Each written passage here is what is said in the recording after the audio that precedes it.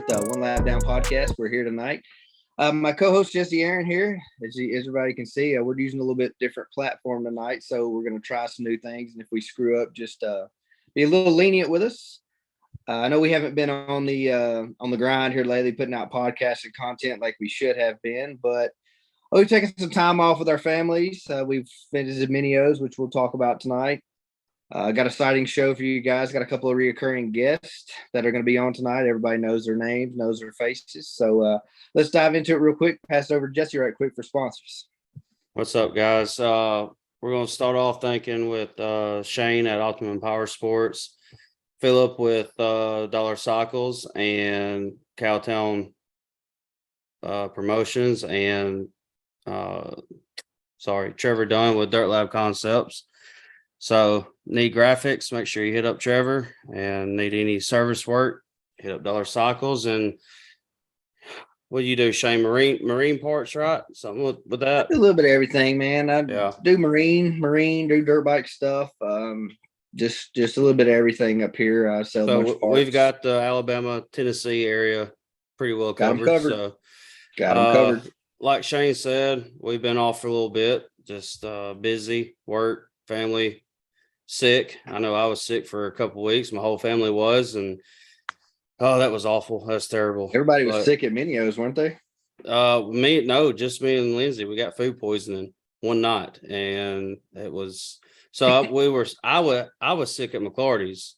You remember I was laid up in the camper all freaking day, and it took me like a week and a half to get over that. And then we get to Minios, and like day 3, she made taco soup, and then me and her were the only two that ate it. And the next morning, we're calling her out. You blame it on Lindsay. You blame it on Lindsay. I have to. We're the only ones that got sick. I was fine after. I woke up pretty early that morning, not feeling well. I knew something was up, and she woke up about an hour later, not feeling good either. And about the first half of the morning, we just. Luckily, I didn't have to ride that day, but yeah, it was. Other than that, it was great. So. Let's see. Anything you want to cover real quick before we bring on our reoccurring guest? Not too much. I know we're gonna get into the Minios deal. We're gonna talk about some Alabama ring across tonight. Kiss started one round down. One round down. Started Toggerville 2 Saturdays ago. Okay, so had a little bit of drama down there. We're gonna get into tonight, of course. Red Dirt Road this weekend. Right. 50 drama. Maybe it won't bleed over into that. Who's the promoter for that? Is that which Troy? one? Both of those, Troy and Autaugueville. So Autaugueville was Troy. Red Dirt Road is going to be Troy. Rainsville on December 17th is going to be the Halls, and then of course we've got the you've got Coleman, right? Coleman all month of January. Yeah, we're gonna hit up those for sure. If we can't in between going to on winter amps, we're gonna try to hit some winter amps at Texas Winter Series. Maybe I'll try to sneak in a ring across here and there. Let's bring on the boys here. Let's get this convo started. Come on, guys. Let's see. Tonight. What's up, guys? Surprise! Ugly mugs. We're waiting on number 4. Where you at? Trevor Dunn. Ta-da! He had to add his name back. yeah, there we go. Got to add his name back. Like, hey, what's up, guys? Cool name tag. What's happening? What's mine say? You don't need a cool name tag. Everybody knows who you are. True. If they don't, they're lucky. So what's Trevor, Jordan? How y'all been? Man, kicking it, trying to get back in the groove after many O's last week, and it was good. So just trying to get back in the flow and making stickers this week. Jordan? Yeah, that's right, Ed. Trying to get back in the flow of normal life. A week at Minios. I mean, we spent 10 days there. I mean, it was a dream. It was awesome. But yeah, we're back to the normal routine now. A couple of days of recovery, and the grind starts back this week. So Jordan, will start with you a little bit if you want to kind of touch up on your deal with Monster and which you're training, and anything new or anything. Any type of changes or anything coming up for the winter you got planned or anything? Yeah. I'm excited for this winter. I'm definitely excited to get back to some local racing myself. So I hope to see a lot of y'all there. But for the Monster Mountain Training Academy, we're full steam ahead now through Christmas, and then we're kicked back up right after Christmas with another program. So it's going to be good. A lot of Canadians, a lot of Northerners come down this time of year, so I'm excited for it. But I've also got something in the works of some branching out on my own a little bit with the Jordan Fancher training. So I'm excited to have some of those over the next couple of weeks and this winter. So look for dates for that because I'm excited about it. What's real quick, what's somebody who wants to get involved with y'all down there, what they need to do, get in touch with you? Obviously you got social media and stuff, but if they wanted more info or whatever. Yeah, the best way is to go to our website, and you can sign up there through the website, or you can email ride@monstermx.com. So we've got some awesome tracks out here to ride now. So I hope there's a good winter turnout. Awesome. Sweet. So yeah, if you need training, want to get involved with training, hit our boy up, hit up Jordan Fancher on social media and get through him that way. And I know he does an awesome job and works great with kids. And I really haven't heard anything negative about Jordan since he's been doing this. So I appreciate it. Trevor, what's been up with you, buddy? Man, staying busy. Yeah, ready to ride again after being down at Minio's last week. Haven't rode a dirt bike, or I guess a big bike, since the last day at Loretta's when I snapped my wrist. So I mobbed some pit bikes around Minio's and some one wheels, and hit the ground. So that's okay. I landed on the other arm, so that's good. There you go. But yeah, man, just working right now. It's usually the busiest time of the year for us. We ran our Black Friday sale last week, Cyber Monday, so we were wide open with that and catching up, like I said, after being at Minio's last week. So right now, just grinding it out from here out till Christmas. So making sure everybody's got it all dialed in and got their presents under the tree, So same thing. I'm gonna ask you, Jordan, what's the best way if somebody get a hold of you for some graphics and your social media and stuff like that?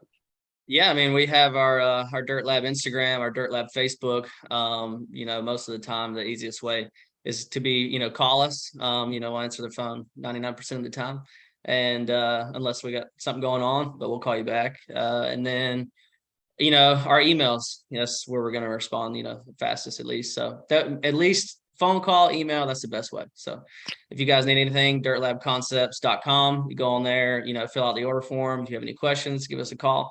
We're happy to help. So real quick before we take off, I did notice, and I really like this because we used to do this back in the day.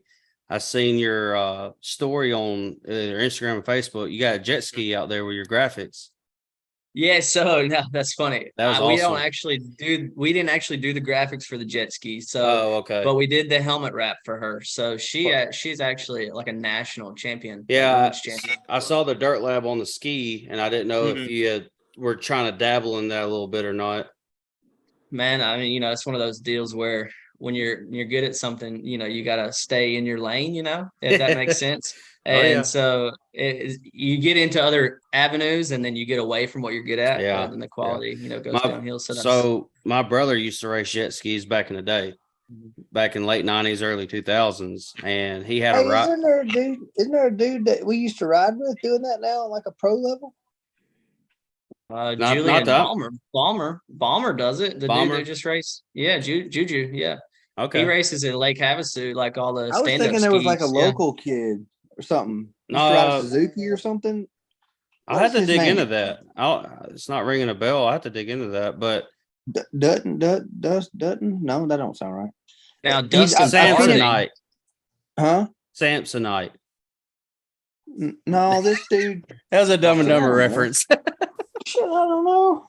I don't remember. I know I've seen it. He's on my Facebook. I'm terrible with anyways, Josh raced skis for a few years down in Florida, and he actually had a support ride and stuff like that back in the day. It was super cool, really fun. So when I saw that, it just made me think of it. So I thought that was pretty neat, though.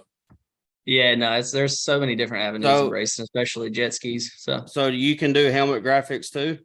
Yeah, we do helmet wraps, specifically for, there's so many different templates, so many different Right. size helmets. Like a lot of the companies, especially like 60, they have different shell sizes for every size, Yeah. like from small to XL, like they're all different sizes and people don't realize that. But we do offer a variety of helmet wraps, just not for some brands. So Okay. Cool. Well, let's dive into Minios. So everybody watching, listening, basically all four of us were down there this last week at Minios. First time I've been since 2005, and it was, from my memory, in 05 to last week, it was just as fun, just as busy, just as crazy. Believe it or not, I actually rode myself. And I had fun with it. It was a blast. Ripton loved it. I know a couple of our buddies that we were down there with, they had never been before. Their kids had a blast. They had a blast. But Shane, I know y'all were down there for just a few days with Brock on the old P-Dub, and Jordan was. We dabbled a little bit. We dabbled a little bit in it. He said it sucks. It was so slow. Whatever. He hadn't rode it in like a year, and a buddy of mine was like, "Why don't you just take him to ride the PW?" And I was like, "You know what? We ended up not getting in the e-bike class, which kind of sucks. Like, like I'm not gonna say it would have made the main or whatever, but I feel pretty confident he would have. But he got to ride the PW and he did fairly well. Finished. Sorry, I know my hand's in the way. Sorry, I'm having to hold my phone. Because my computer wouldn't connect to it for some reason. But anyway, we finished 17th overall. Ran the top 10 a couple motos, and just he come off the track and was like, "I'm not comfortable on this thing," and I was like, "I understand, dude. No pressure." We had a good time, so he said it was slow, but I mean, we were walking around the pits, our buddies there. And you said, "Yeah, he's racing P-Dub." They looked at it like, "What? He's racing a P-Dub." He wasn't the biggest kid either. That Owen Seeley kid is absolutely a monster. Trevor, I'm pretty sure he's bigger than you. Like, I wouldn't doubt it. It don't take much. Huge. I swear he's like 5'7". Like, I was like, and which it didn't hinder our starts or any, not Supercross track. I mean, it's like, it's not like they're pulling huge heels or anything, so it wasn't too bad on him. His legs seemed to have gotten away a few times, but for the most part, it was good. We got to see some of our local boys kick some tail through. I say that, we had several top 10s, maybe. I don't have I know you have the e-score you can pull up here shortly. Throughout the classes or whatever, but we had some dudes, we had some guys that I feel like came out of nowhere, and put themselves on the map, on that national scene. I want to give a huge shout out to Carter Chambers right now. Yep, for sure. Come out of nowhere. I mean, we all knew he was fast. Look, I had heard his name a pretty good bit. I know he's raced a couple of our Ranger Cross series and a couple of Alabama State or outdoor series, and I didn't really know them. I got to know them this past week at Minios. Great people, but dude, I was shocked at how well and I'm talking about, he took some pretty good diggers too, and I think there was only one class maybe he didn't make the main in as a 65 class. I think he's a young one. I think he had some bad luck. Yeah, he's shredded, and we've all seen it. I mean, we've seen it coming, and for he shocked me. Of course, everybody's seen Ryder Thompson shocking the world after his injury or whatever. Landon Hart's won a couple of motos. Colin Holbrook has some top 10s. Casey has. I mean, there's so many kids out there adult, whatever you want to call them, that absolutely shredded down there from our area, and I just want to give a shout out to them real quick, because I mean it was unbelievable. I feel like we represented the area well, for the most part. Yeah.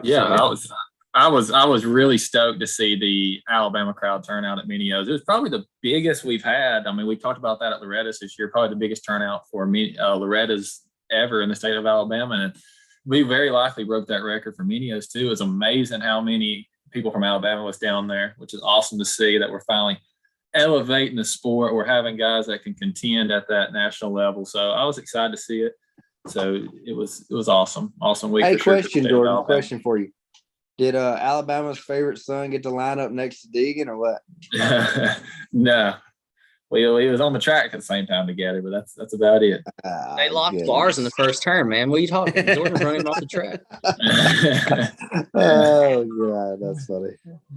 That's funny. Yeah, but no, it was a fun week for me as well. Definitely a learning experience as always. The intensity of that pro sport class on that Supercross track, all in that confined area, man, that was some of the craziest racing I've ever been in. Yeah, that's. I figured more people would get carted out. It was way tight. I figured so many people would get carted out of that thing. It would be funny. Every lap I come around, there's another body laid on the side of the track. So I mean, bodies. I think there was some hauling off. You just didn't see a lot of it. You missed it. Yeah, I guess I missed it. It seemed like every moto should have had somebody carted off because that track was just so tight with that many people. Mm-hmm. I was shocked at how, I don't know how to word it. Like, I don't get me wrong. I'm glad there wasn't as many injuries as there could have been. But even after riding that track myself, I was highly shocked at how many injuries there wasn't. Because, I mean, you come off that start, right-hand turn straight away, and you're immediately in this little double, tabletop, triple section. I mean, all the way from the 65 class to the pros. I mean, there's 3 and 4 deep down that whole section. There's no separation. And I was waiting for carnage, and luckily there wasn't any until, later on in the track. But how wild was it that the 50s were jumping that big triple? That was insane. Sending it, bro. Sending it. Like Brock looked at me and was like, I gotta jump that next year. And I was like, yeah. If you want to compete, he's over here saying no. He's gonna have to, that jump for me was like, holy crap, the 50. If you want to run that top elite level, man, you got to jump all the jumps. You got to jump all the jumps. You got to keep the intensity, even in the 50 class. It's there. Brock's joining the podcast tonight. What up, Brock? No, what? It's a nice I said you joining the podcast. Yeah. Yeah, that ain't on the training plan. No. It's not on the training plan whatsoever. But yeah, no, you talk about crashes, dude. The crash with Janik and Bomber, that was gnarly. Oh yeah, that was crazy. That was insane. Craziest wreck I've ever seen. Yeah, like that was far. insane. Shout out to my boy Chris Post, got the shot. So yeah, Posty 319. That was insane. So Supercross, they had me and Ripton back to back. Mm-hmm. And they had him Moto 30, me 32, and then him like 37. So qualifier, I'm going in stage in full gear with Ripton, get him to the gate, get him taken off. And then I just stay at the gate, wait for my buddy to bring me my bike. Then I race. Then we both go back to the camper. I sling my boots off, throw some tennis shoes on, get on his other bike, and then we haul butt back down to staging. And then we were like, no crap, for Supercross, we were late to all his, because he rode 2 class, all his staging for qualifying and stuff and the LCQs. Because I didn't think about it. That Supercross track doesn't take as much time as the outdoor track. So by the time we got to the camper, swapped, and then came back, well, I mean, we couldn't help it. We're just already late. So he only got to choose gate pick twice, and he picked 12 the first time, and he got second gate pick the second time. So my buddy picked gate pick for me, and he got like 34. So I told him he's not allowed to pick my gate no more. Man, Meadows didn't do you no good, did he? He didn't. Jake, look, I love Jake to death. He's one of my best friends. He helped me out a lot. Josh Kelly did too, but Jake had my bike and staging. And so when Ripton took off the gate, I just stayed there. There was only one class in between. And so I start seeing the 30 plus guys rolling in and lining up on it. And I'm just standing there waiting. I don't see Jake anywhere. And finally he brings up the tail end. I'm like, what number did you pick? He's like 34. And I'm like, God, you're terrible. That's rough. So That's rough. Tell them what you got, Jordan. Yeah, I got the lucky number 41 the first time. Lucky number 41. Yeah. So, Yeah.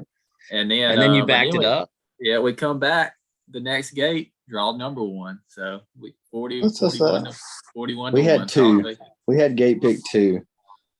So it's good. Yeah, I was running the pit board all week, man. I was running the pit board all week for Jordan. I was telling him, look, you got one more lap and then you can have a Miller Lite. You got one more lap. Did it say don't get lapped? Don't get lapped. Yeah, no, don't get lapped. Do not. That is number 1 goal. Do not get lapped.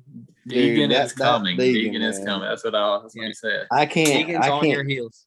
Y'all know my thoughts on Deegan. God dang, whatever. But dude, he was unreal. Like absolutely unreal. It is insane. He went from top 10 in a pro national to coming back and running an amateur race. I mean, I that's kind of what we expect. Stacking them titles, stacking them titles. I'll tell you, there were some other guys out there that were just as impressive, like Shive and Garib, and I done forgot a couple of the other guys' names. Frenchie. Yeah, what was that dude's name? Netherlands guy.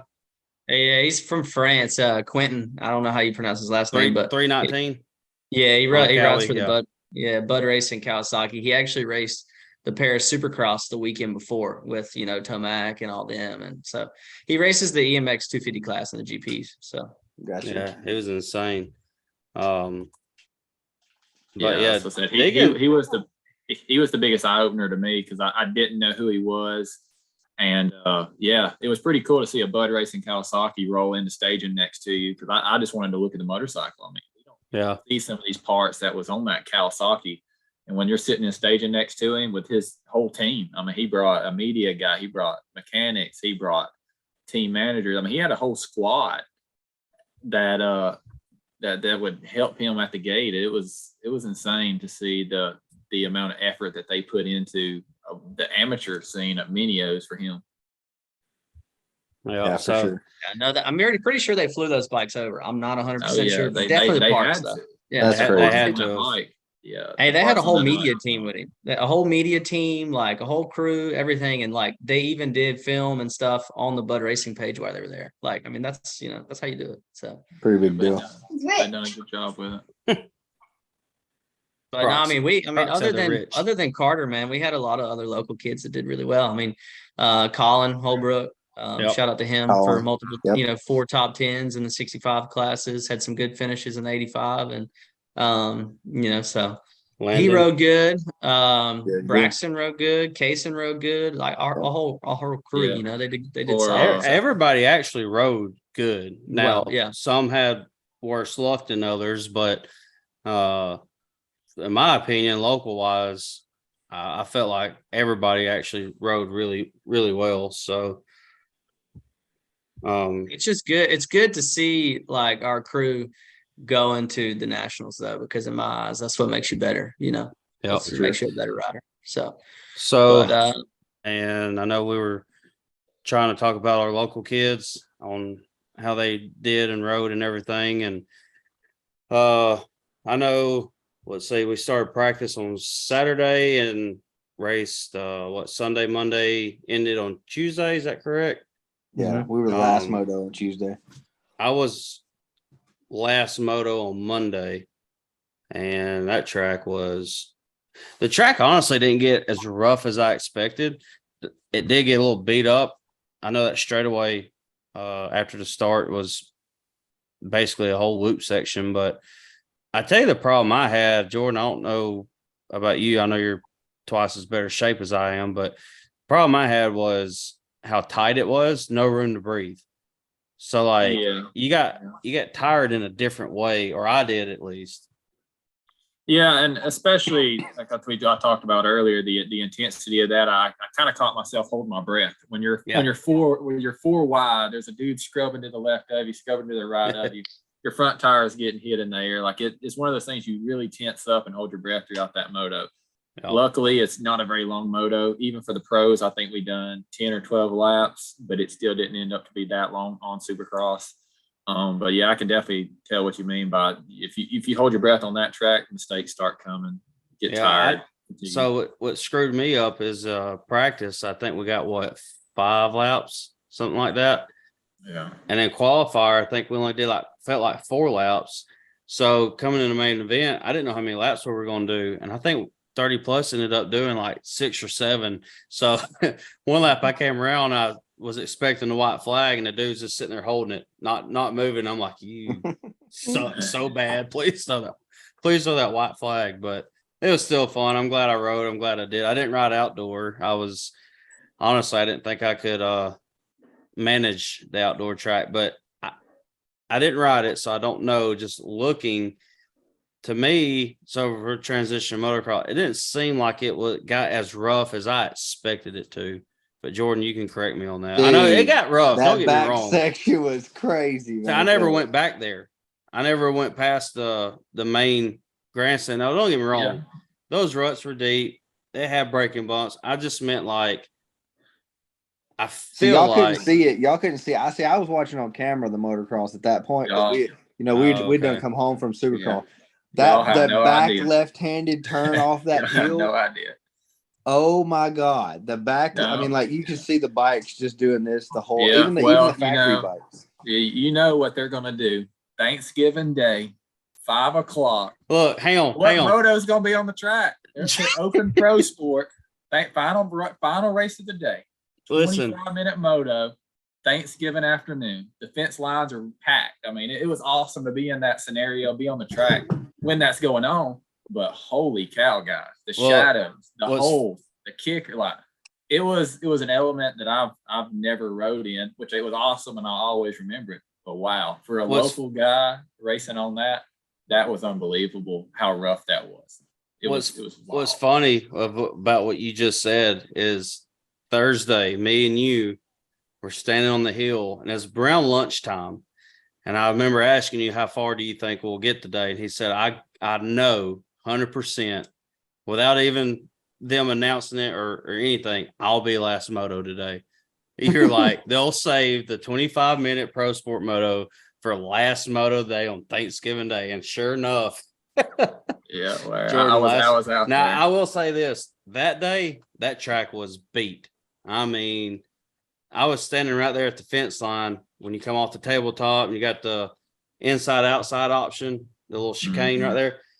Bro, them ruts were stupid. I'm talking about shin deep. It was stupid but I never went to that back section, so I couldn't see how rough it got back there. I know the track got rough. I know it got beat up.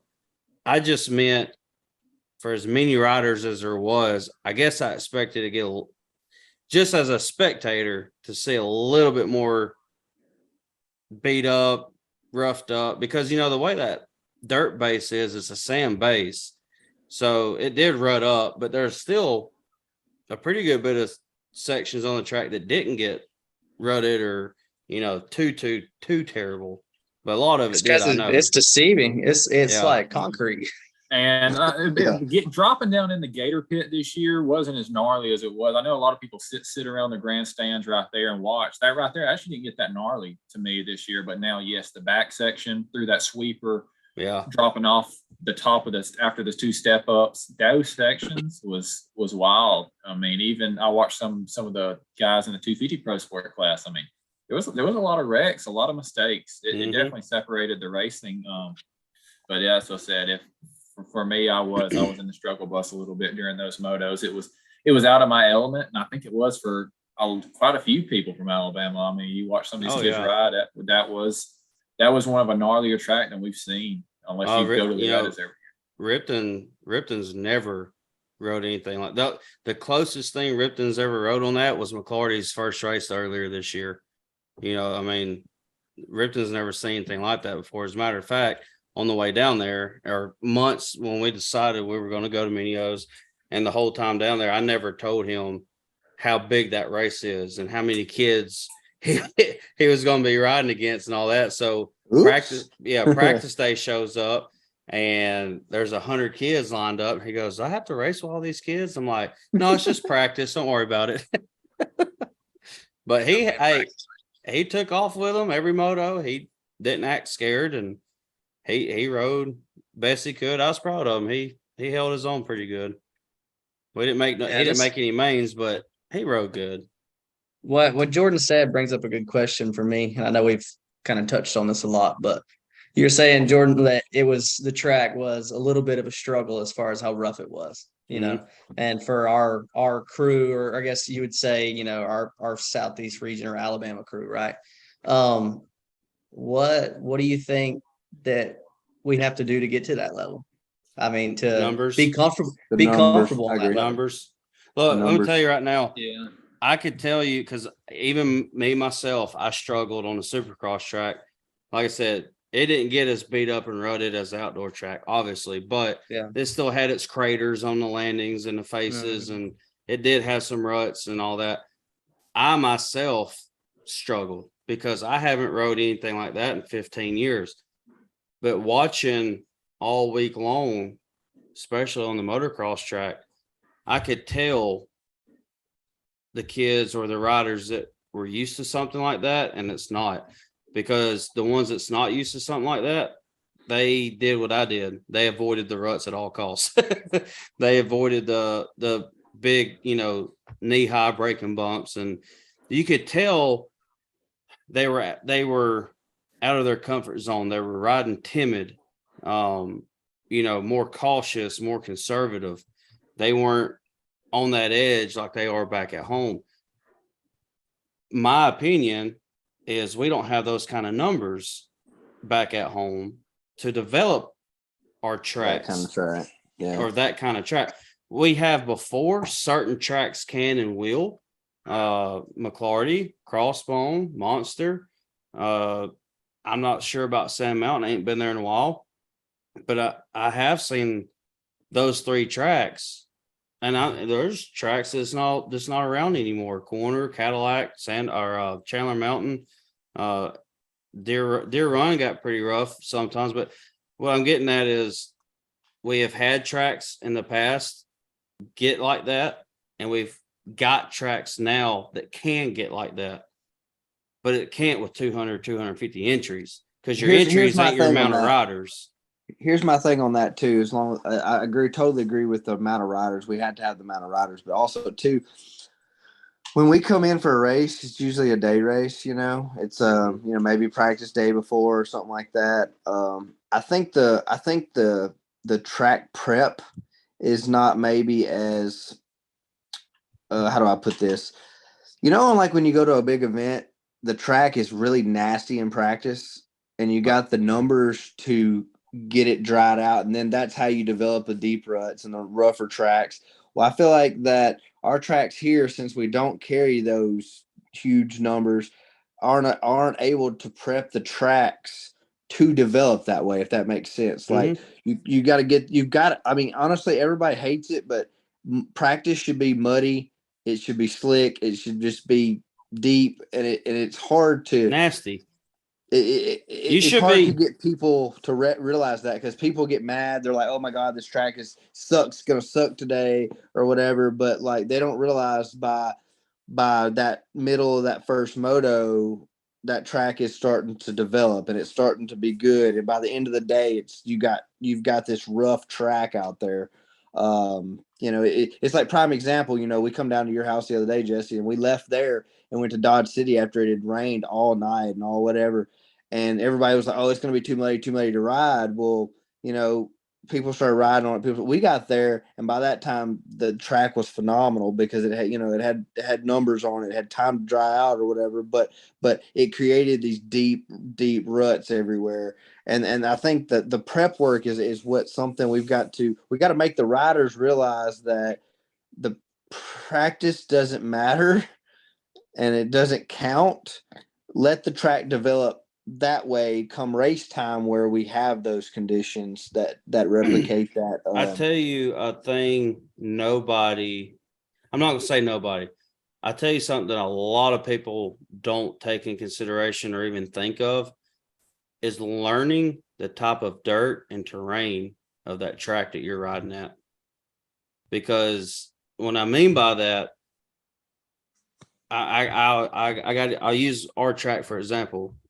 When we first opened corner, everybody talked about the black, loamy, soft dirt. Well, over a few years, it turned into all sand. So corner then became known as the sandy track. You know what I mean? People don't really, I don't think people see or pay attention as much to the type of dirt and terrain that these tracks are made of.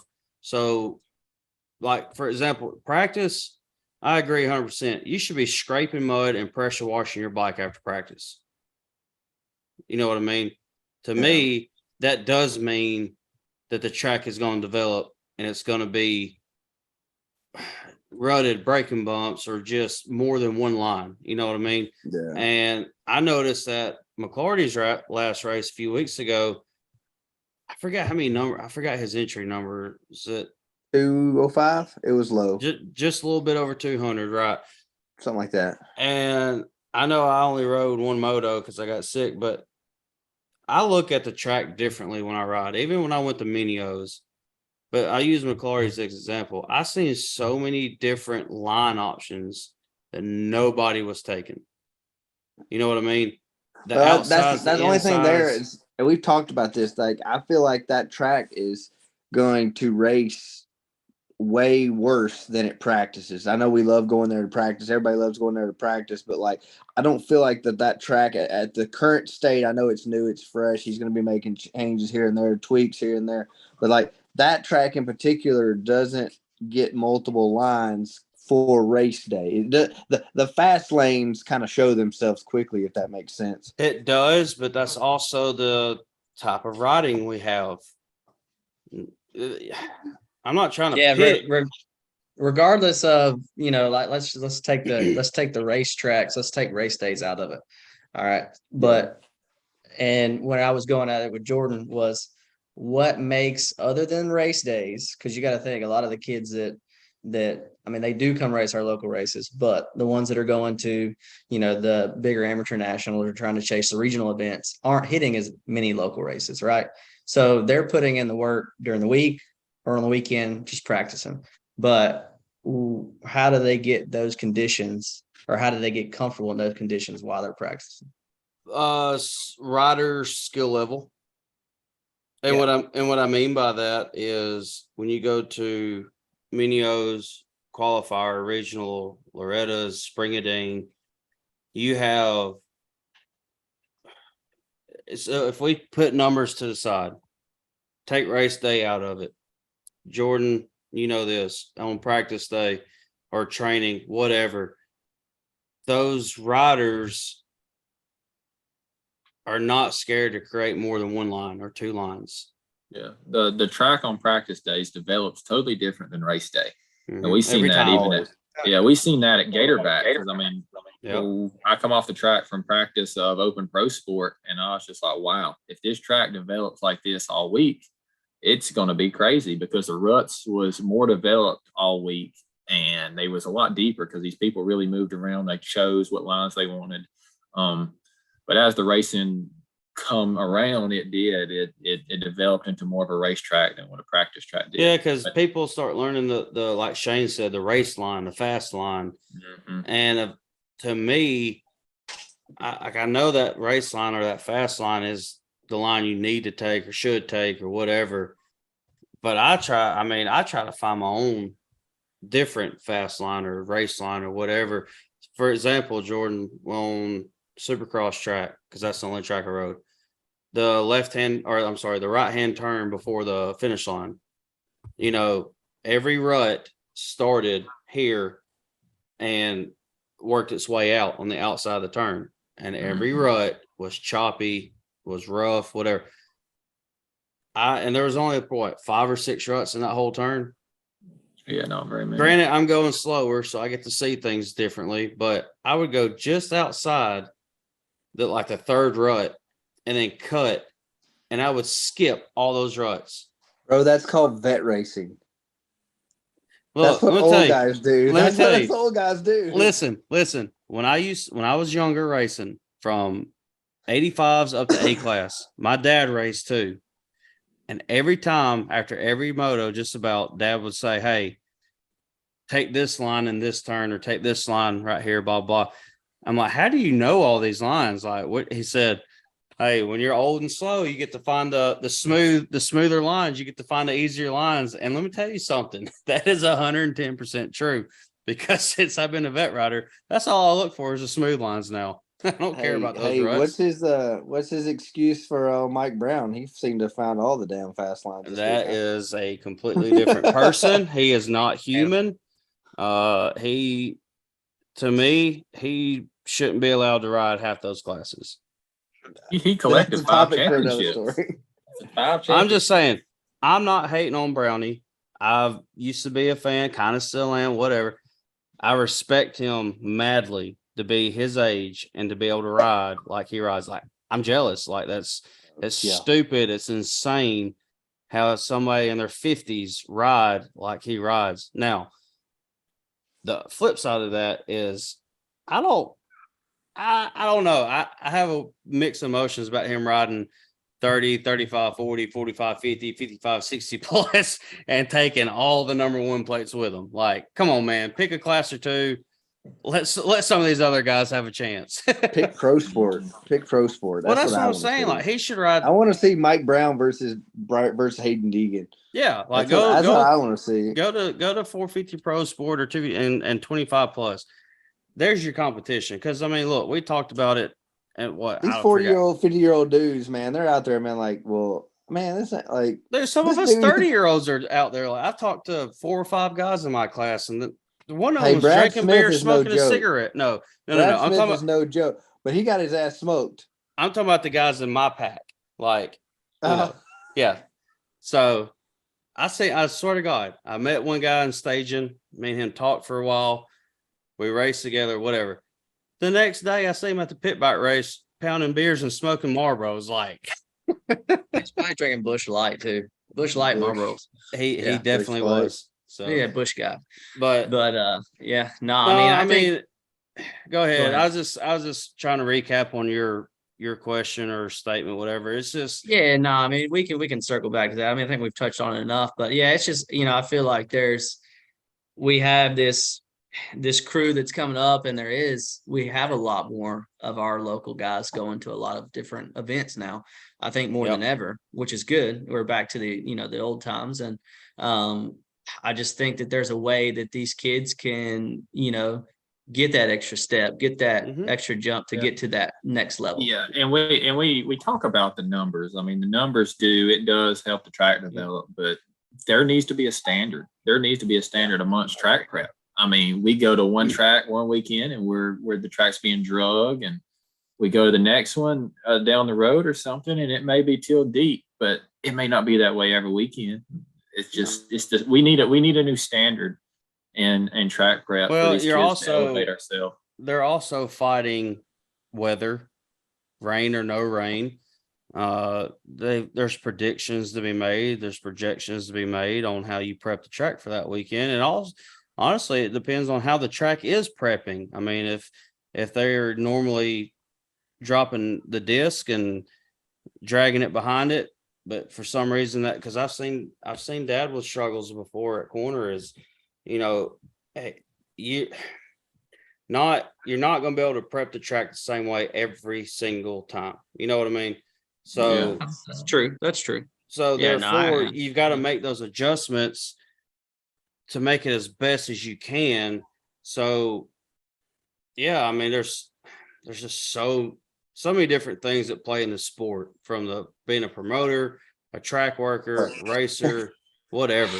I mean, Hey, so I'm gonna make a point here that me and Trevor and Jordan was on that phone call too. We were talking with a friend of ours, Sean Gallen. He was just kind of throwing us ideas. He's, old man wisdom sometimes. And, we were talking about, and we beat this dead horse, but there's so many freaking classes that splits our competition up. And I honestly believe, and like, I see this in my own child sometimes, like, I believe the big gates scare him worse than the tracks do.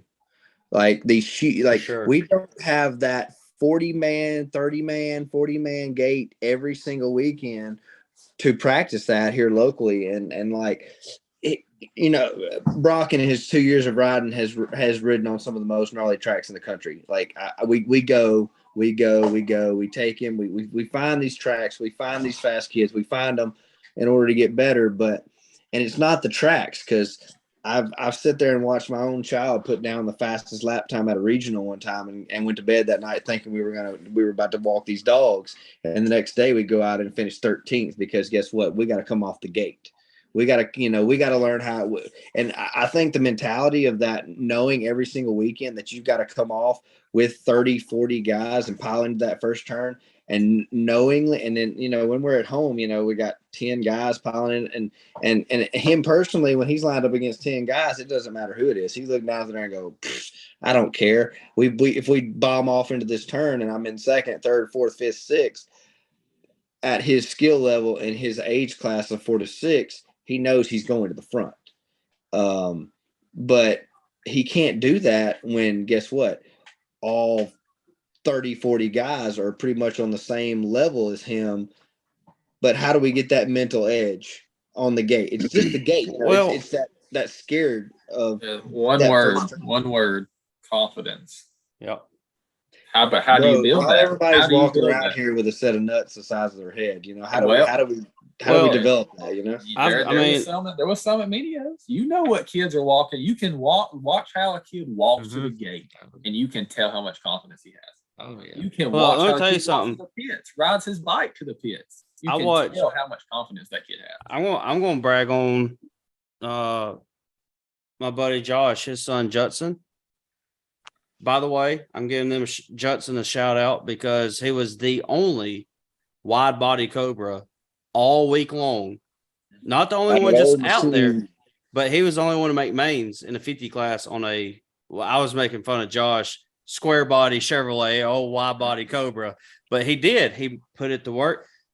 That kid, I don't know how to explain it, but like he wasn't scared or timid, and he wasn't like, he didn't look down the gate and be like, crap, we're done, whatever. That kid was on the outside 2 different times and made his main event because he took off the gate outside, stayed outside, stayed in the gas. And at one time, he had a top 5 start. And then in his main event, he was running 10th on the dot. It's like he didn't, and I don't know how to explain it because I know that they did qualifiers, they did regionals, but he only did that for 4 months, 5 months. So is that what it took for him to show up to Minios 6 months later or 4 months later with any type of confidence? Because he made it work. He made it happen. Crappy gate pick, older bike, made it happen. Got in the main. Here's what I think on that. Here's what I think on that little scenario with him. He's an older kid in the class. You got to think April to November for a 6, 7, 8, 9-year-old. That's a lot of maturity time. Yeah. He went from being a good rider at those events to making the main in the 7, 8 classes is hard. Is hard. And he did that. And you got to think the maturity level that he's went through over these last few months. It's hard to gauge that. They're still kids. I see it in baseball. We've got 7, 8-year-olds that's more mature than 9 and 10-year-olds on baseball, but every kid's different too. Yeah, for sure. So, he may just gain his wings at the right time, Yeah. Well, Ripton, I noticed with his classes, I love the kid to death, but I hope he would have made a main. I'm not going to lie, but I knew the numbers, but he took off the gate with him. He's raced 10 times all year long, lines up with 42 of them, takes off with them at his best ability. You know what I mean? And he stuck it in there with him the best he could. Gate drops are important. The number of riders on that gate, I do agree, does have a factor when you come back home and you only take off with 10. But at the same time, to certain kids, taking off with 10 every weekend or every other weekend versus taking off with that 40, 42 might help that confidence level or that ratio of confidence, because It's just, I'm going to compare this to our baseball team. When we go to a certain tournament and we win, even though we played, I'm not going to say lesser teams, but there weren't other heavy hitter teams there. Then the next weekend we go to a heavy tournament and we finish 5th. You know what I mean? My opinion, my thought process is you cannot take them to that same heavy hitting tournament every single weekend to get their brains beat out, thinking that's going to help them get better. In a sense, it is, but not repetitive like that. So you got to notch it down a little bit. But Jordan, me and you've talked about this, getting back home to that local race, getting back in your comfort zone just a little bit, breathe some, take off the gate with those 5, 10, however many guys, you know, the low number gates, just to kind of regroup, rebuild, whatever. But it's a mentality break. Yeah. I mean, you can mentally tear yourself you can tear yourself apart at some of these bigger races not doing well. You have one bad week. Well, then that next big race might not come around for 6 months. Yep. So you sit there every day. I mean, you grind harder, and you can tear yourself apart doing that. So it's good to get back to the local stuff a little bit to see the progress, to build confidence, and it's a mentality thing. You got to have I strongly believe in this. You have to have your local stuff. You have to. You got to have your local races. You got to have your local tracks, your local promoter. You have to have that. You got to go back to the roots, man. I mean, if you're racing, you know, every national in the country, you know, all year long, and then you at least want to go back and see where you started and ride where you started. So I think it's a good thing. But like Jordan made a good point. We talked about this the other day too at Mini O's. You kind of sometimes when you hit all these nationals and you hit all these big races all year long and just say there's nothing to go to like that for say a month. Well, you're not going to not race or not ride for a month. You're going to do something. So what do? You come back home and you hit that local race. But at the same time, like Jordan said, you also sometimes put that target on your back and you feel like when you go back to a home race, you have to dominate, you have to win, that Jimmy John's not supposed to outrun you at, you know, McClarty's or at Crossman, whatever. I've been in that. That's a fact. I've kind of been in that situation, Jordan. Yeah. I mean, you know, so that still messes with your confidence too. So, you know, it's a mental thing. I mean, just honest to God, I think it's just a mental thing. But yeah, you got to have your local stuff. You got to be able to come back home and like Trevor said, see where you've progressed and. Yeah, your roots, man. You got to go back to the roots. But yeah, all in all, I mean, you know, I think we'll get there. It's just going to take time. Everything takes time. But yeah, I mean, our Mini-O's was a blast. It was a killer week, I think, for everyone. There was almost 3,100 entries in motocross. For like 7,000 total. Something like that, man.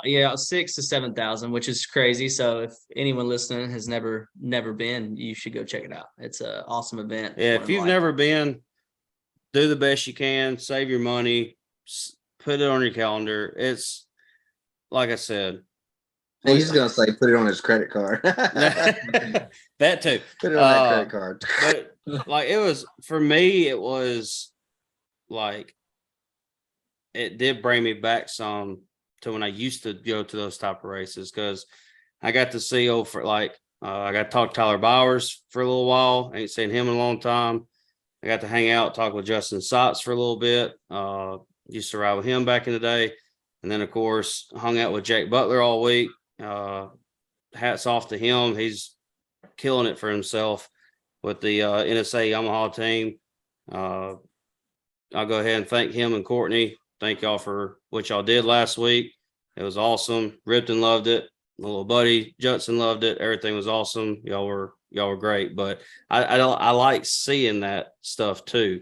I like walking through the vendor row and seeing a personal friend like Jake doing what he's doing. I like, you know, seeing other buddies that I used to ride with back in the day, how they're involved different ways and, you know, keeping it going in the industry. And I know me and Jordan talked one night about, you know, trying to make a living in this industry.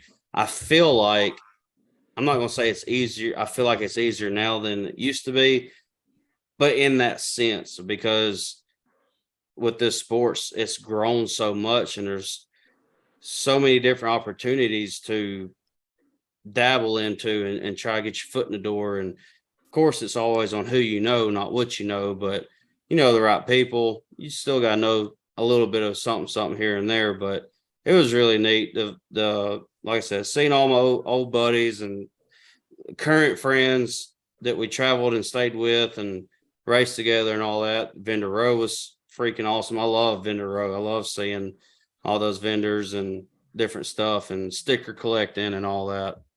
Yeah, I think your favorite night of the week was definitely the pit bike race.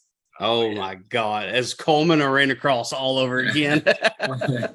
Yeah, pit bike race was wild. It was a good time. Me and Jake got some pretty sick footage of that. I mean, I knew where I was standing was dangerous or in the danger zone, but I couldn't help it, man. Me and Jake had our phones out in the middle of the lane, and it was awesome.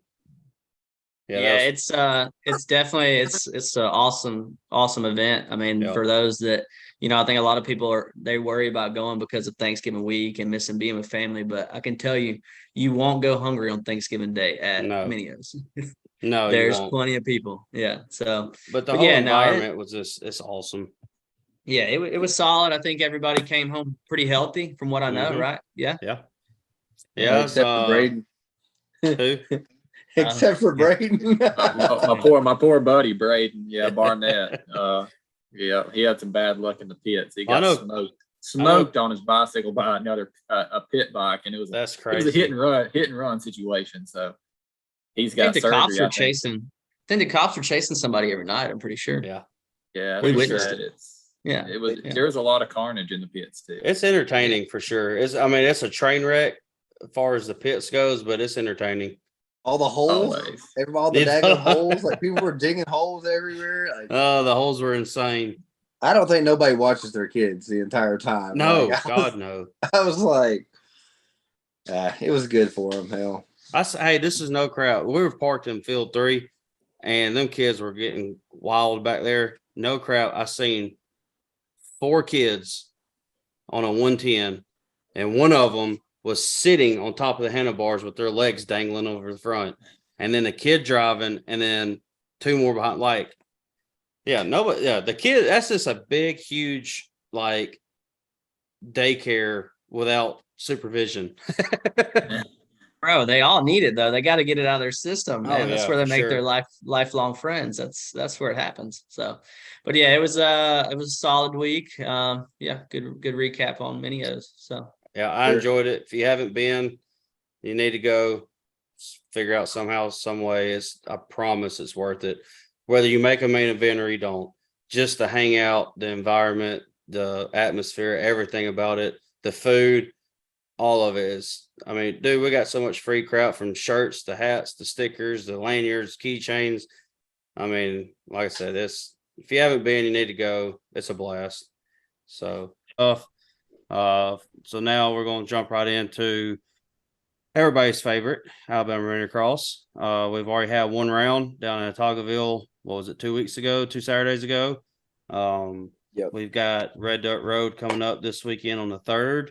And then we're going to end December with December 17th at Rainsville. As most of y'all know, Priceville is no more, unfortunately. I know a lot of people like that place. I did myself. But the positive side is the Halls were able to pick up Rainsville and still hold a race, still get us another venue. For those of you who have not been to Rainsville, it's actually a pretty nice actually, it's a very nice arena. I know it's kind of out in the middle of nowhere a little bit, but very nice size floor, enclosed concessions, just like Priceville was. Nice bleacher seating and all that. And I know the Bordens are going to do a killer job with the track like they always have. So if you've never been, put it down on your calendar to go. I know, you're going to race around across, you're going to race around across, but we've already had one round. And as I'll be honest with you, I forgot to ask, I don't know if y'all know their entry turnout, but I heard it was actually a pretty good number, like around 300. Pretty So solid for a taco no, Bell, yeah. that's- I That's haven't heard awesome. anything. That's No, I awesome didn't for a get to see Tagoville. that. Yeah. So Yeah, I didn't get to see the race order for a Tagoville, but if I haven't so, either. if a Tagoville's pulling 300, like, yeah, I mean, we're in store for Coleman come January, Oh, boy, yeah. especially if these cool temperatures stay for Coleman. Hey, it's going to force a lot of us outside guys to come to Coleman, so I'm excited for it. look, we I always do a know, round or two there. I know Coleman is the smallest one, but for some reason, it's always pulled very good rider crowd and spectator crowd. I guess it's Coleman. Coleman's awesome little city or awesome That city location. and good Location, yeah. location. And I wish all the other venues would do just the same, if not better, but it is what it is. But yeah, I'm excited to see some arena cross racing. I like spectating a lot more than I like riding it. So Hey, question. Red Dirt Road. So it's this weekend. Has anybody seen the? Are they build an arena cross track outside? Or are they expanding on the motocross So track? Do we know? it is outside, Jordan. I think you know more than we do on the actual. I have not seen a track or pictures or videos or anything. Jordan, do you know anything about it? Yeah, I've seen a few photos and videos of it, and I'm very curious how this weekend goes for sure. Like I'm very I mean, interested. Curious as in like that didn't sound very positive.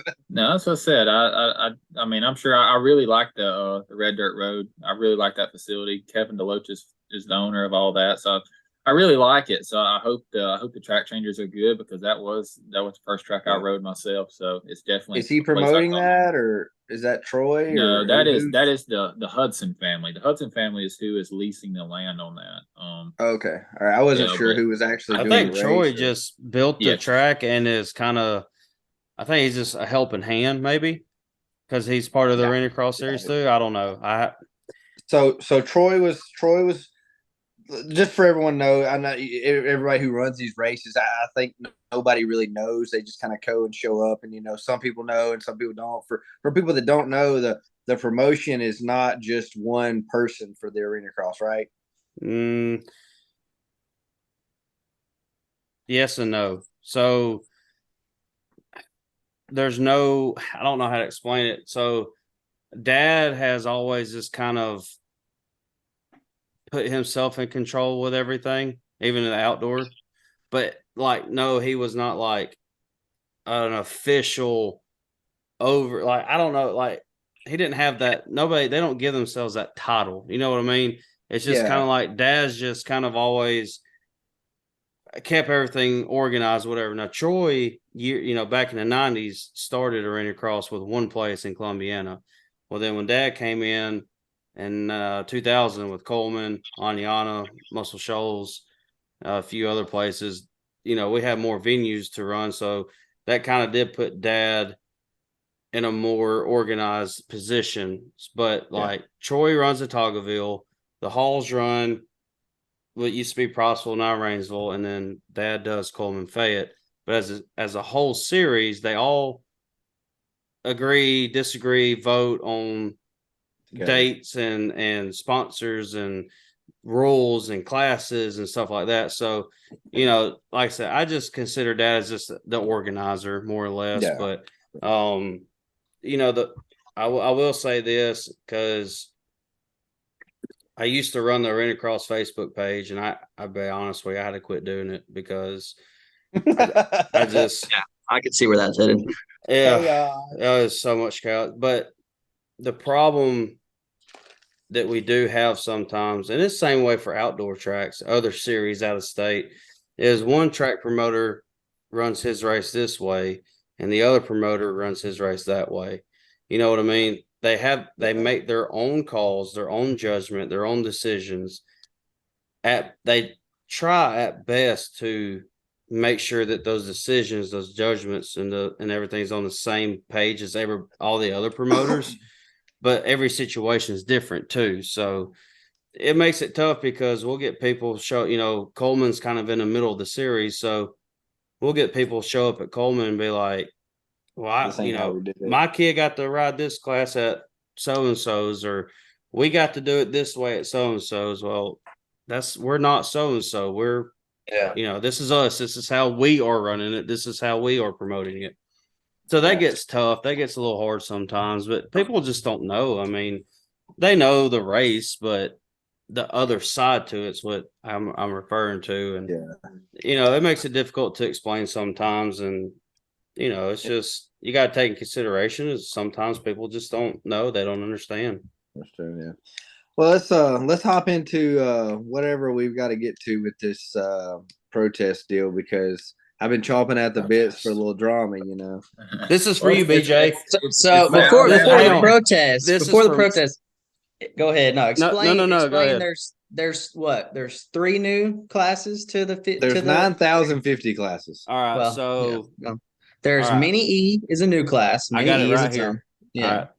We got 50 shaft, 50 entry, 54 to 6, 57 to 8, 50 open, and then 50 junior open, and then mini E. All right, so the 50 open outlaw and the mini E was last second added because we weren't going to run them this year, but we had so many people message about the e-bikes, and I'll be honest with you, we added the open outlaw class for any 50, any age, or the 4 to 8. 4 to 8. 4 to 8 years old, non-series, no rules, no points.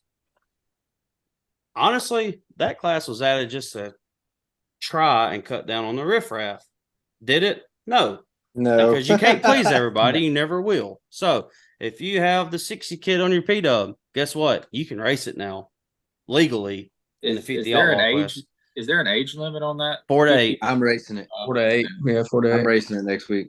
Yeah, that's what I said. Yeah. You missed your sign up there. I think I might fit the 50 a little better, but it's okay. yeah. You can be my rider. You can be my rider. Yeah, there you go. Yeah. Factory rider. But yeah, so we got open outlaw, we got new classes with no rules, but back to what Shane's saying. So all right, so the deal was hang on. This is for BJ, Kelsey, and Mason. That's their protest. Little protest shirts they're wearing. Yeah, for the 50 class. Sorry, I had to throw that in there. So here's my so let's give a rundown. There was some guys running 60 kits. Listen, guys, as a 50 dad, we've cheated like hell. We've all done it at some point in time. It just is what it is. Not me. I don't do that. You lie. I could call you out right now. You lie. Anyway, so we've all done this, whatever time. I mean, like, whatever. So the rule states no big bore kits on it the states PW50. It states, where's it at? Hang on. Yeah, it's in really small print. Shaft really drive small only, print. PW50. All right, all 50 classes, no cylinder boring allowed, no oversized tires or wheels, factory OEM size, no training wheels, no electric bikes in a 50 shaft or entry, 51cc only, no 60 kits, junior and senior bikes legal, 4, 6, and 7, 8. Okay.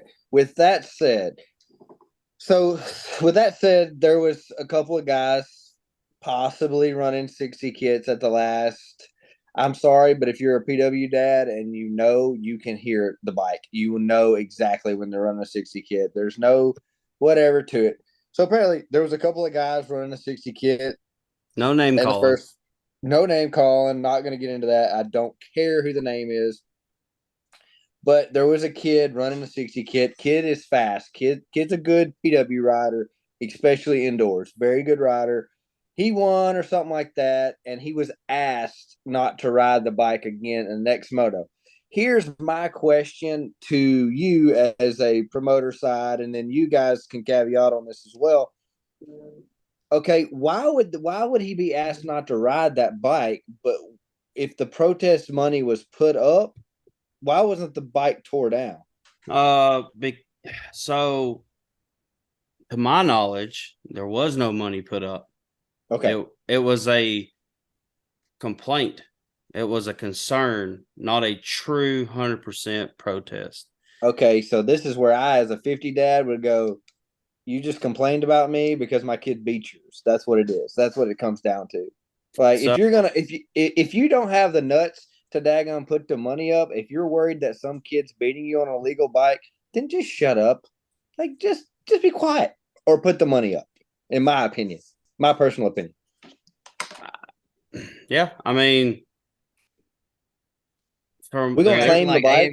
This is gonna go by AMA rules, man. We don't have a mechanic on site. Hey, but it doesn't. Nah. But the rule is if you're gonna put the rule out there, then there's obviously a way to enforce it. Somebody can take a PW bolt is a PW head requires a 10 millimeter socket, and it takes 2 minutes to get off. And you can measure it with a caliper. I mean, it's not like it's not like an act of Congress. If there's no and listen, and I want to throw CycleWorks out there right now. CycleWorks can build a 50 that's just as fast as a 60 kit. I'm going to throw them out there. You don't have to build. You don't have to have. Now, can Melvin build a mean ass mod motor? Yes, he can. I've seen it firsthand. This thing is ridiculous, but you can run a 50 that's just as fast as a 60. So that 60 kit indoors is not really helping you as much as you think it is. But in my opinion, my argument, and I've had this argument with my own dad, is all right. So the only reason I see it this way is because I had a kid go through it, right? As a promoter, RPW was 100% legal. We had no 60 kit. We had no cylinder boring. We did do QT gear, flywheel stuff, which is still allowed. Everything that was legal, right? I told my dad, I'm not doing it now because there's no need. We've been off PWs for almost 2 years. But I was amazed at how many people weren't legal. And I can't say that if I could go back in time that I wouldn't be legal too. We were legal. We were legal on RPW, and here's the reason why. Through arena cross and stuff like that. Here's the reason why we always rode legal was because I didn't want to mess with it just for insight. I'm not one of those people. Now, do I love tinkering and do I love working on stuff? Yeah, I do it for a living. I get that. I love doing that. But here's the thing. We had a CycleWorks built bike that was fast. We had a fast motorcycle. I didn't want to mess with it because I knew in a month's time that I'd had to rejet it and do all this crap. Our bike was running flawless. And to me, when I go to an indoor race, I want to hang out with my buddies and joke and bullshit and have a good time. Not being frantic mode, working on your P-Dub. Yeah. I don't want to worry about that at all. And if my kid gets beat inside, guess what? And I'm not throwing anybody under the bus or anything like that, but arena cross racing is fun. It doesn't necessarily mean a certain skill set shines, because 9 times out of 10, the guy who gets the whole shot or the guy in second who punts the guy over the berm is the guy who wins. Correct me if I'm wrong. I mean, that's usually what happens. Jordan puts people over the berm all the time. I mean, Jordan's nasty indoor. Jordan's dirty rider. I'm glad y'all know me by that. Yeah. But no, hey, good thing me and Jordan aren't to the 50 dad level yet. You know, like, I'm glad I don't have these issues right now. But here's the thing: you don't have to have those issues if you just don't let it bother you. Because I didn't like, even when Ripton rode P-Dub, I knew the guys that were illegal. Did I say anything? No. Did I care? No. Did it change any results and turnouts? Maybe a smidge, but not enough for me to. And that's the thing. Look, if you race or you play a sport, you have a winning attitude side on you. You want to win. It's fun, right? It's just as fun as if your kid's having fun. It doesn't matter if they're first or last. I mean, that's the biggest thing. Yeah, you're different. I'm about to meet you. But my biggest everybody's got a different mentality, man. Well, that's what I'm saying. My mentality, like for Ripton, is if you're not having fun, we don't need to do it. Whether that's baseball, basketball, football, racing, tennis, whatever. But yeah, I still like to see him do good. I like to see him try. I get excited if he wins. Absolutely. I get excited if he gets third. You know what I mean? But back to the whole legal illegal thing. Yeah. The rules are there. It's written down. It's been told to you verbally. It's up to you whether you're going to abide by it or not. People break rules every day, all day. So getting back to that, okay. So there is a way if a person puts up their money. This is for the next 10, 12 rounds, whatever it is.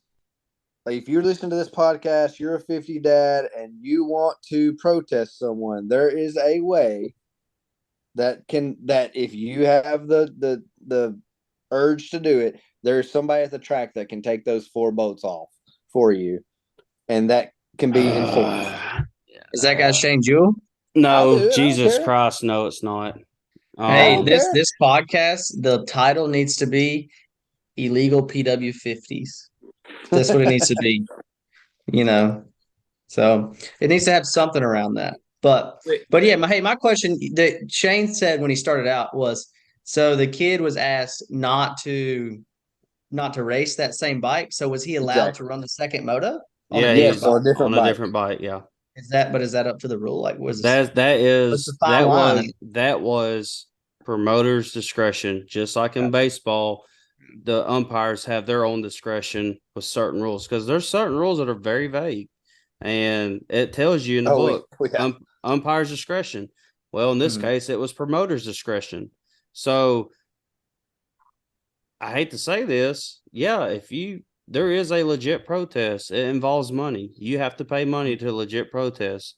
Yes, we have a certified mechanic most of the time on site, but I'm going to tell you right now, the promoters are going to, for the easement of not just themselves, but for the easement of everybody, they're going to strongly advise to find a different solution.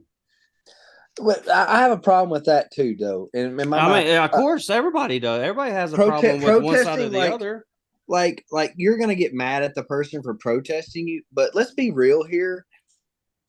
It's just to keep things in check. It's not like it doesn't have to be a personal vendetta. It doesn't have to be, which everybody turns it into. Like if my kid goes out there and wins, and somebody protests us, and like I'm taking home my money in a box, which for me it's fine because I can put my motorcycle back together. But some people can't, though. Some people can't. I get that, but at the same time, wear it as wear it as a badge of honor. Like don't get personal with it. Wear it as a badge of honor, and if you're legal, if you're not illegal, then if you're illegal, then I guess you're gonna throw a fit about it. But anyway, it's a fine line. Yeah, if you're a 50 dad or parent listening to this, I'm just going to tell you right now, if you're trying to legit protest, it's going to be strongly advised to find a different solution. Like I said, for the easement of the promoter, for yourself, for the competitor, whatever. But just the rules are there. Y'all know how to read them. Do your best to abide by them. It is what it is for right now. I mean, we'll see a fight at one of the arena crosses before the year's over. Oh, I'll be there to video. Hey, where's Dawson? I don't know. I talked to him the other day, but so let's we talked arena cross. Let's jump up to what's coming for the rest of the year. He didn't want to talk about Dawson. I miss Dawson. He needs to come back and ride. What's going on down at Monster in a couple weeks? Oh yeah, we do. We've got the Alabama State Championship race coming up December 17th and 18th. So I'm excited for that. I'm gonna be down here to do that one as well. So I'm excited to have AMA back in Alabama. So it's pretty cool, and hopefully we get to see another big AMA race in Alabama next year. Hopefully around April. So I'm excited to hopefully we see an announcement in the next few weeks about that. So it should be awesome. Yeah. But yeah, December 17th, 18th, Alabama AMA race down here at Monster. So it should be good. Now, to explain people that are listening that don't really know much about it, so what is the race? What comes with it? AMA state championship, race for. Yeah, you must have it for some of the Alabama people that may not have an AMA membership. You do have to have an AMA membership to race this race. But the benefit of this is you will walk away with a number 1 plate from the AMA if you do win your class down here. So that's a pretty cool thing to have. That's something we don't really get as much. We'll see if this wrist is in shape again, son. Yeah. Hey, show them that plate, Trevor. Well, yours is old school. It's old school, man. It's good, Yeah. I but can't even yeah, find mine. yeah. I mean that race should be solid. We haven't had anything like that. I know of a Chad Ward's place, Southern Supercross, had that number one plate race for AMA a couple years ago, and then before that, it was at Mill Creek. So it's good to see it coming back around, and then maybe, like you said, something coming up, early next year. So AMA again. But yeah. So, and you got some training classes coming up, huh? Yeah, I do. I've got a few that's going to be coming up here. Hopefully, we're going to start off in North Alabama, and we'll move around through the month of January. Do some weekend camps to try and reach some of the other kids across Alabama. So I'm excited about that, and I'm sure within the next few days those will be posted. So I'm excited about those. Solid. Yeah, I think I know it's unfortunate the Rainsville Arena Cross and the AMA race fall on the same weekend, but you got your indoor outdoor guys, so everybody kind of split up, but that race at Monster will draw a lot from out of town Well, as well. it's two completely different parts of the state too. Oh, So yeah. you're gonna grab your north riders, you're gonna grab your south riders, and the guys that are central Alabama. That's depending on what the weather is that weekend. So that's always And it a constant battle too. depends on what you're chasing. You got these kids here that want that AMA number one plate. That's You what got everybody's kids that shooting want for. that number one arena cross Arena plate. Cross. So That's it. Yeah. So um, but yeah, it's pretty solid. I think that might be good for us tonight, boys. I'm not sure. Anything else? no, yeah, I was just gonna just recap, the mini O's, the local racing, the arena cross, the training at Monster, and once again, hit up our man Trevor. All your graphic needs, helmet graphics, bike graphics, and stickers and stuff like that. To my knowledge, Trevor, you are the only graphic company in Alabama, right? There's another guy in Montevallo area I didn't with know that. 396 graphics. He Okay. he does a lot of online stuff. I don't know if he rides anymore. He used to. Super nice Right. guy though. So Yeah, that's cool. Okay, well, I didn't know that. Well, still, yeah. Dirt Lab's But where it's at. yeah, that's And it. So. then of course hit up Jordan down at Monster for training needs, or want to get a little faster, get more serious with your racing. Give our guy Jordan a shout. And then if you're in the Central Alabama location, need some bike work, hit up my man Philip at Dollar Cycles. My wife Lindsay, she's the boss manager. She runs that place. Holler at her for. I mean, they got killer deals with 100% Dunlop. And then service work. Philip does great bike work. He's been working on my stuff for years and does a great job of all that. So need bike work, hit him up. And then if you're in the Tennessee area, if you feel like putting up with our guy Shane, hit him up. He'll take care of you. And yeah, I'm looking forward to seeing you guys here shortly in the next few weeks. And I really enjoyed hanging out with you guys, Mini O's, and all my buddies, friends, MX family we got to hang out with and say at Mini O's. That was great. Look forward to seeing you all at the arena cross stuff and just, local riding and stuff. And so, yeah, glad we can Yeah, get back on this and get this going. There's plenty of events coming up soon, so there'll be plenty of content to talk about, I'm sure. Oh, yeah. Well, after the next couple weeks. Especially look, so I know, like we said earlier, we were off for a few weeks with work and sick and just Mini O's and life, but we're going to try to hit up these next few weeks. And I don't know what we'll do Christmas wise, probably lay down that week, maybe, I guess. And then I know we're kind of talking about trying to do a live show. So yeah, keep an eye out for that. We'll probably hit up one of the arena cross races, try to do a live show, post race, pre-race, something. And yeah, we're trying to get back on track with it. We're going to keep trying to take flight. Let's put a Cena on Jordan or something while he's racing and try to have a show while he's out there in the main event. I was thinking like we bring, like they did Carmichael when he was going to with the speakers, in a chair with a crown on his head, coming down with the lights. Yeah, Alabama's favorite son. So, but yeah, hopefully, we'll see everybody at the races soon. I'll be back on a bike mid-January, so I'm stoked to get back riding with you guys. Good deal. Oh, Good deal. Let's go. So, all right, guys. Well, I enjoyed it. I'm glad we got back on track with this. Thank y'all for joining us, and For sure. As Thanks for always, having us. we love Yep, having good y'all. times. I think is this first time we had y'all two together? Together. Yeah, together. Oh, Yeah. awesome. Yeah. Well, So- look, y'all do such a great job. We might just put you on the roster. So Hey, sign us up. Sign us up. keep your phones and your computers charged, and make sure you got good service. Because if y'all keep doing as good as y'all do, y'all probably gonna run Shane out of here. That'll be fine. All right, boys. Yeah. All right. All right. Well, All right. See you see ya. guys. Later. See y'all.